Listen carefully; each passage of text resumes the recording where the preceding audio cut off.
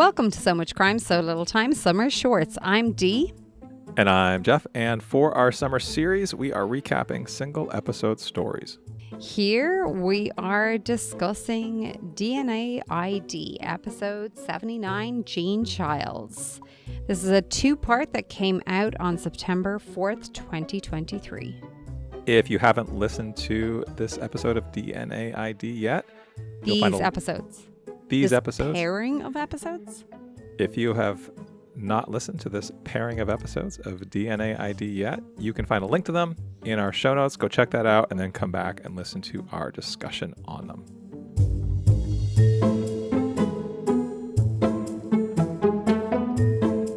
All right, Jeff. It was a journey. This is our last one. I don't know where to begin because I felt like this was a lot. Did you feel like it was a lot? This was definitely what about, a lot. Yeah. This was so much. Okay. I have a question for you.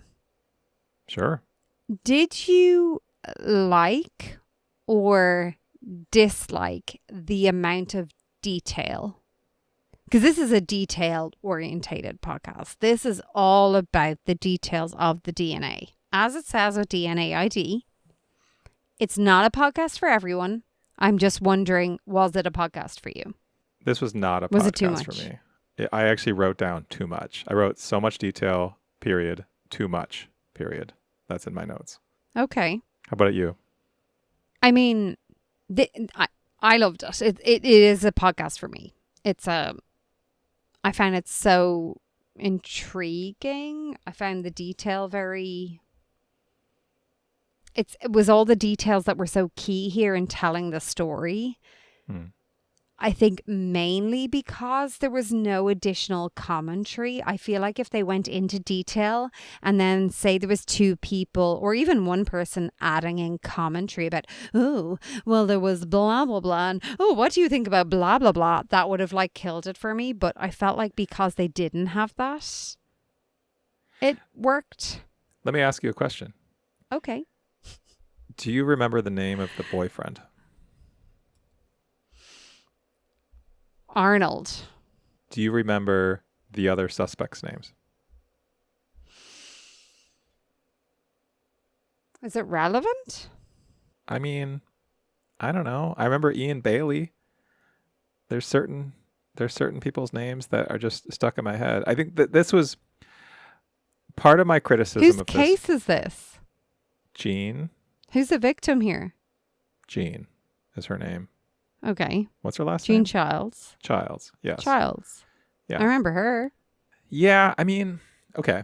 That's a good point.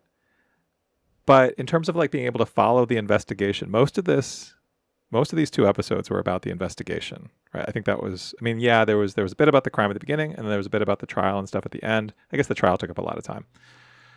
But I don't know. It was hard to follow all of the bits and pieces and leads and information. I kind of struggled to keep track of it. I was thinking back to when I used to write down all the names, like the names of the suspects, the names of the investigators, the names of all the people who were... This is not a podcast for that, though.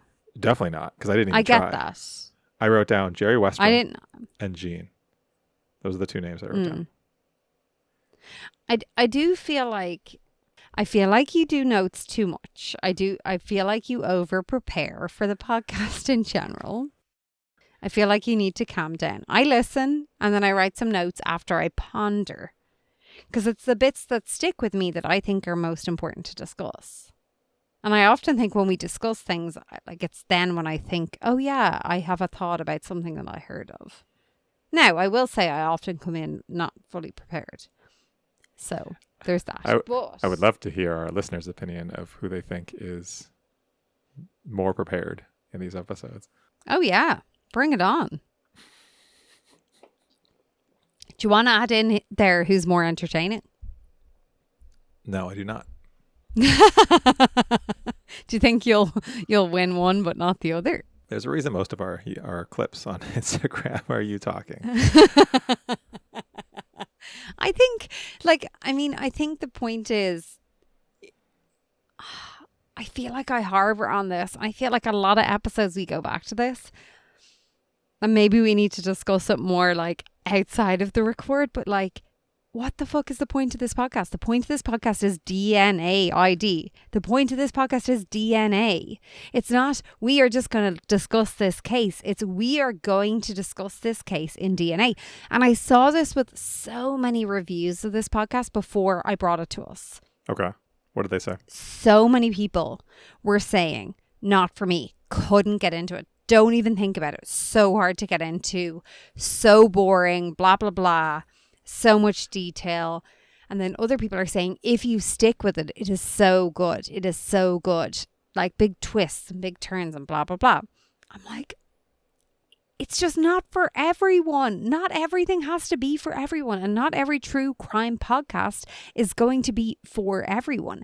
You have to allow it to play it out. I just think this is going to be for people who are interested in the nitty gritty. A lot of the time, I think when we're dealing with a podcast that's more general about a case, it's going to say, hey, yeah, we looked at the DNA. Say, for example, our fave, Matt Hutchison. When he was talking in general about how he dealt with cases, he was like, yeah, we would like pull, you know, something from someone's like garbage and we would like process it for DNA. That's enough for us in that case. We're just like, oh, wow, that's interesting. But from if it's the same cup in the same case, let's say the Karen Stick case, we're talking about the same cup, the same situation. This podcast is going to say, we're taking that cup, we're analyzing that DNA, we're putting it through this thing, we're looking at the specs, we are deciding if those specs, like what's the percentage chance that those specs are going to be from this person versus this person. And we're going to determine like what is the likelihood that it was this person or what is the likelihood that it is not this person. And you're going into those finer details. And the point is that this podcast is telling you up front, its name is DNA ID. It's telling you up front that that is its purpose. I think if you don't like that, that's fine. I hear you. Maybe it's just not for you. Maybe. I think some of my skepticism, and I know how this makes me sound, but I'm going to say it anyway, is solving crimes in this way is kind of boring. Parts of it. Parts of this, the Matt Hutchison parts of this, of the let's pretend we're hockey fans and go to these college hockey games and, oh no, there's a kid with a Slurpee who's going to toss it in the trash can. That was fascinating, and I was super curious about that. The bit about the footprints in the blood. Have we heard about footprint identification before? I don't remember hearing about that. I didn't know anything about that. So this was something I had a big question mark over because I was like, I feel like, have heard over time how DNA evidence, fingerprint evidence, yeah, there's question marks over a lot of it. Not over... There's question marks over it if it's not dealt with in the right way or over certain aspects of it. So when they're talking about fucking footprints, I was like, can we just take a moment? Because at one point I was like, are we talking about shoes? We're talking about feet. Bare we were talking about the imprints of your we're barefoot. Okay, we're talking about bare feet here. Okay, this is interesting. I don't know. I felt like they needed to slow down a bit there. Because we're talking about feet. And then I'm like, I don't know. It got a bit wild there for me for a little while. It did. It lost me for a start with that part. I have to say. I did think that was interesting. I think the idea that, I mean, I guess how often are there bare feet in blood? Like that seems like an unusual occurrence. Like most of the time you've got something on your feet, right? Like how often are you walking around a crime scene barefoot? I personally, I tend not to do that. I try not to do that. I mean, yeah, I try not to do that. Sorry. It took me a minute to realize how funny that comment was. I think one of the other bizarre things for me was okay, you commit a murder. Sure. And some murders that are committed are sloppy. Yes. We've seen this. And you happen to walk around barefoot and that's pretty sloppy. Mm-hmm. but then you ejaculate Yeah. all over the place. And like, don't consider that at all. I was going to question that as I well. know that the DNA was not like a big thing, but I was like, Jesus Christ. Like, at least just like tidy your shit up. Like, take the face cloth or whatever with you. I don't know. Use something and bring it with you. Throw it away on the way. It feels so like fixable. Like, I'm not trying to help him get away with this, but like, seriously, it just felt very fixable. So that was one thing. Sure. Were you okay. also considering how shitty like this? It just seemed so mad. I guess, well, and related to that, there's the question of, was the shower head turned to flood the apartment intentionally to destroy evidence? If so, you think of that, but you don't think of all of the other sort of incriminating elements in this crime scene. Like, it seemed, but I guess we've seen that time Well, and if you're again. going to do that, why not just put like the clothes, all the stuff that you've ejaculated on into the bath, wash them down, and then do it? Because they said they think he took a shower, got Yeah, dressed. but put the stuff in with you. Put the Yeah. stuff in with you and wash that down. Like, But also, you're talking about someone who just stabbed someone over 60 times. Like, this is not, I don't think this is someone and in a who's good frame of mind. taking his time to have a shower, Jeff. He's in a good enough mind to have a shower. And there was footmarks on as if he's looking out the window. Like, the guy had to stare out the window for a while. He's in a good enough frame of mind. Also, while we're talking about the crime itself, I think the idea that in this apartment building where it seems like there were a fair number of people who were in other people's business, this crime took time, was very violent. How did no one hear anything? How did no one, like, how did this go unobserved?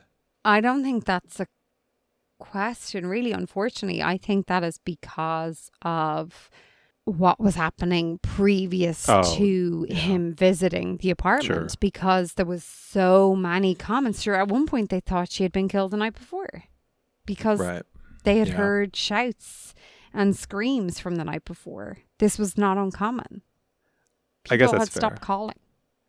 And it is, I mean, there's several elements at the beginning of the story that I thought were sort of fascinating. The idea of these, like the security people who go in and don't even notice her body. Like they start mopping up the water that is clearly mixed with blood. Like there's a lot of blood at this crime scene.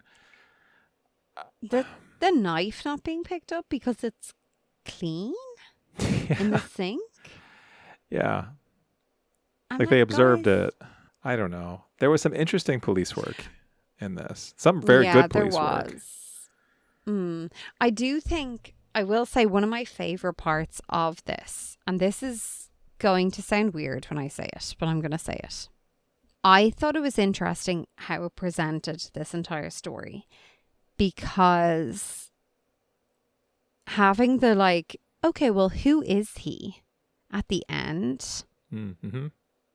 Wanted to talk about this. It allowed me to kind of feel my own biases form throughout the like first part of the story. What were your biases? Well, as the story is going on, and as things are happening, and as he starts becoming like the main guy, I'm like, is it definitely him? Yeah. Because they're like this footprint evidence. And I'm like, footprint evidence? Like, how reliable is I've never heard that? of this before. How reliable is this? Yeah. And then this semen, and I have to say, one thing I questioned with this was, judge me if you will, she was a sex worker. Her friend, who was also a sex worker, spoke about, I think, was it the day before, that her friend had come over with her friend's child and they had like done crack or heroin together. Something like that, yeah. And her friend was also a sex worker, or wasn't actually. I might be wrong on that. But anyway, my thought was like, well, could another friend of hers, like, could there have been like animosity there? Could someone have been setting her up? Like, is there a way that someone could have had something because it was an empty condom there? Could there have been something in the condom? Could it have been washed out? Could that have been put all over everything in a room? I just feel like we've heard so many stories of shitty police work, manufactured evidence, all of that kind of stuff, that I'm like, this just feels weird, especially when it's like his ex, like not his ex-wife, his wife saying he's like a model, like, citizen, and like all of these people coming out being like, what the hell is going on?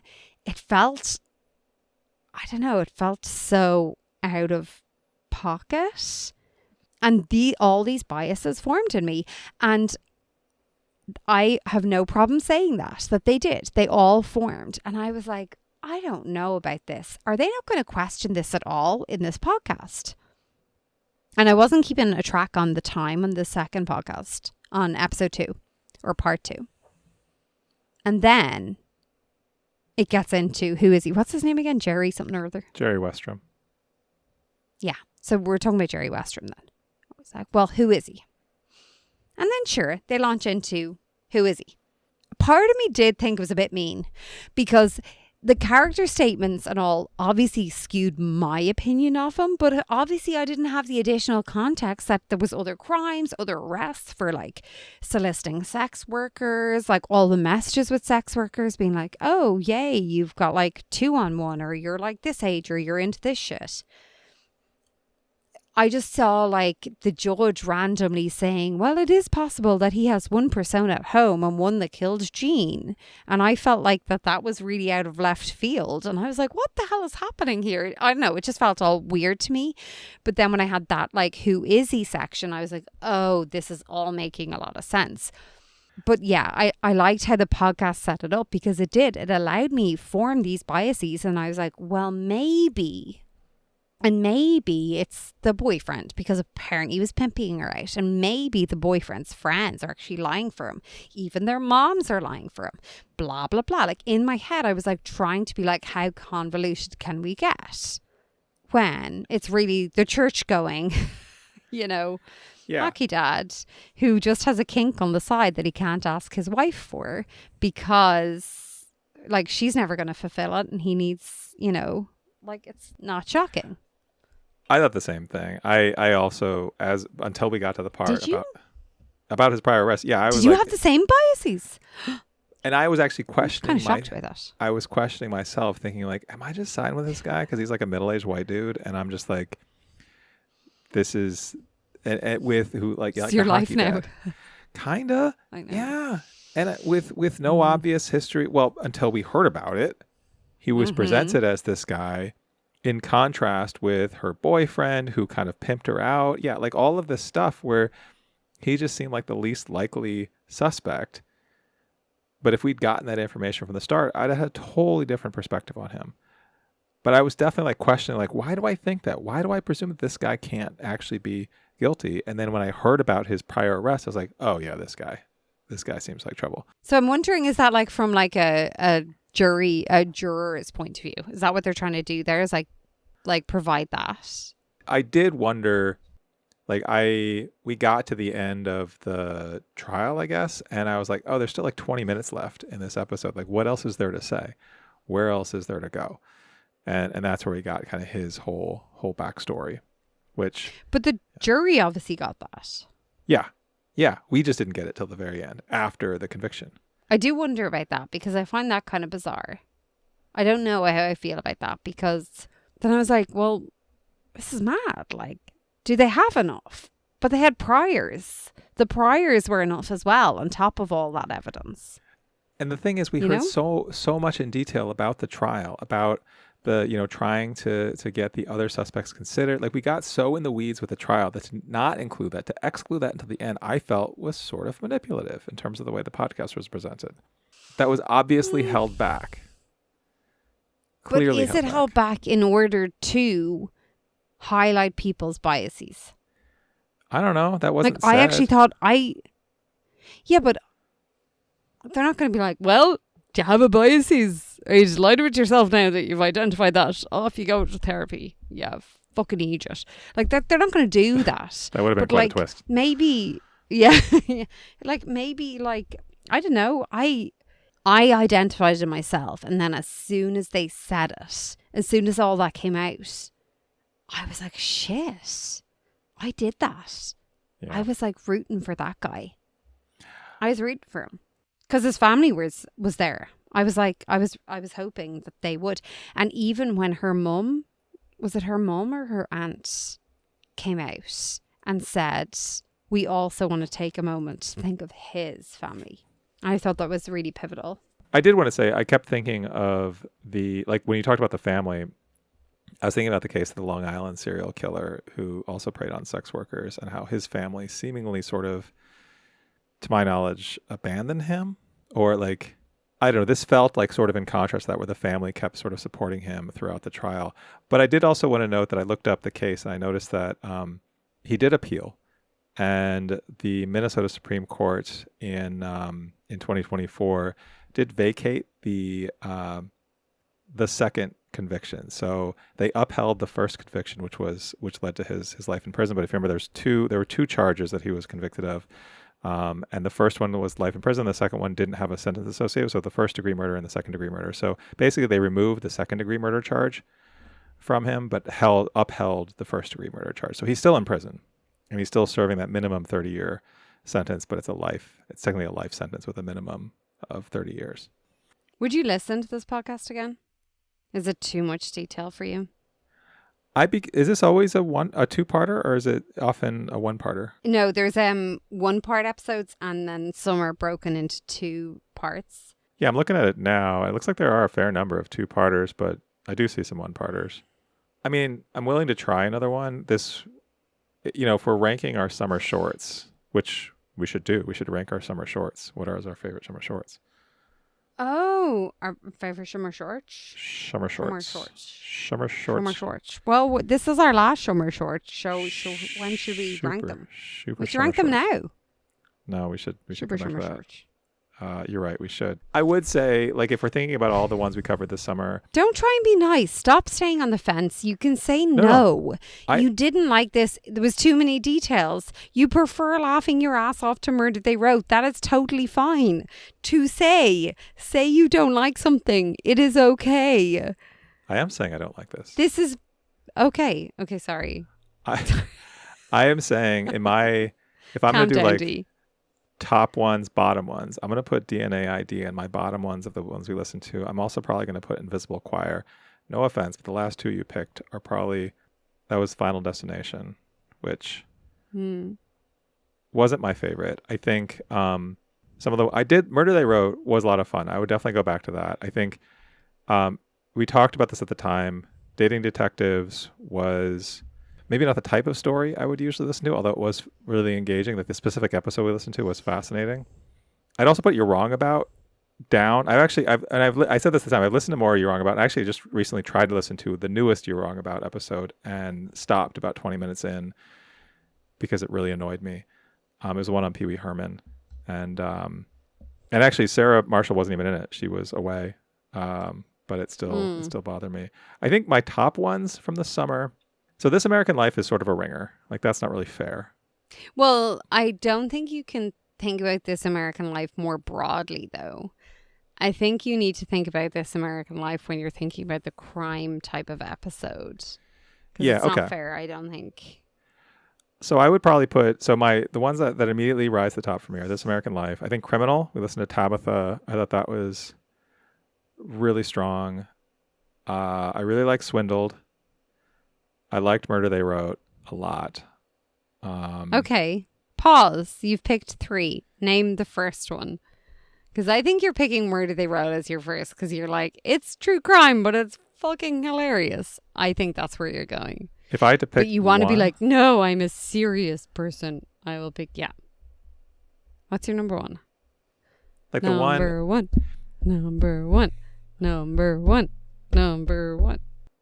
I mean, okay, to be fair, Murder They Wrote is the only one of these that I've gone back and listened to on my own. Winning.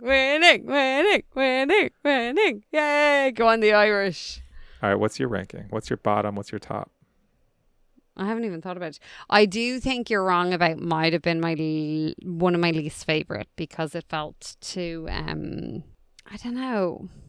I didn't love it. Okay. I didn't like the setup of it. I also I did like DNA ID and I did like Case File. Yeah, Case File was interesting. But Case File was a Case File. I don't know if I could listen to one again. I don't know if I could put it at my top because I found it so upsetting. But I thought it was dealt with so well. Yeah. But I still don't know.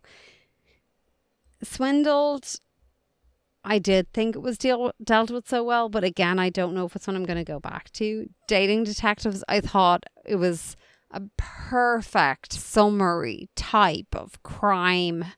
It's not that people dating and being gobshites are not hurtful, but like it was so nice to take a break from the murder. It was so nice. The same with Murder, they wrote. We should have taken more breaks from the murder, I think. Says me to you. Who are you? I don't know. Criminal was very good. I'm picking all of mine. What did you choose? I can't even remember. We haven't mentioned Women in Crime. We did the Karen Reed one. I also chose This American Life. I chose Case File. I chose Swindled. And you're wrong. I liked The Women in Crime. I'd probably listen to that again. I think I said I wanted to listen to that again, but for a crime story that I knew about. Yeah, you did. I think that's what I said about Women in Crime. So I'd probably put that down as maybe a number 2. Okay. What am I going to put at number 1? For the fact it's going to be a summer shorts, it's not that short though. I nearly think I want to put Dating Detectives there. Yeah, I was going to say, I feel like Dating Detectives is the one you had the strongest reaction to. Yeah, it's because it's so different. Yeah. Well, those are our thoughts. What are your thoughts? We're wrapping up our summer series. What a time.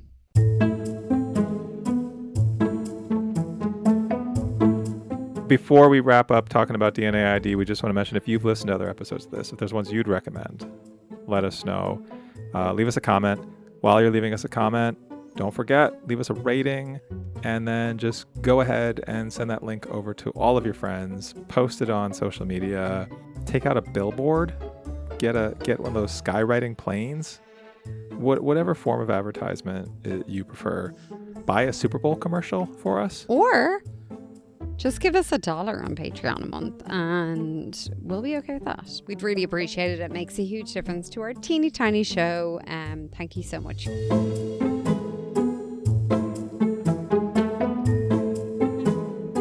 Dee, have you ever used an ATM before? And at the moment, yeah. And let me ask you this other more important question. Have you ever played Monopoly and gotten that card where it says like bank error in your favor? No, is that like it? Is that a really like new Monopoly thing? Because I just bought a new game of Monopoly the other day and maybe. No, that's a classic. That's a classic. I can't remember if it's chance or community chess, but it's one of the cards. It's like a bank error in your favor. Collect like $50. But let me ask you this. Let's say you go to the ATM and there's a bank error in your favor and it allows you to take out $1.6 million. Uh-oh. What you gonna do? What do you do with that money? Oh, no. Well, if you are Australian Dan Saunders, you're gonna blow it all. Dan, don't do it. In under 4 months. No, Dan. We are gonna be listening to The Glitch. It's gonna end. Yeah. Early for you, Dan. Yes, it is. You know it is. That is next time on So Much Crime. So little time. Oh, Dan. It's gonna be a fun one.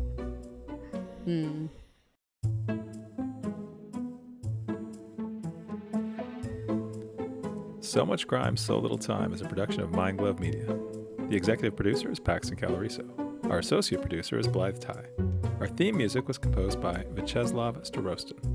If you haven't done it yet, please subscribe to this show on your podcast app. And don't forget to give us a 5-star rating and a review. Even better, tell your friends. To join the discussion, look for us on social media. Check out the show notes for all the links. Thanks for listening.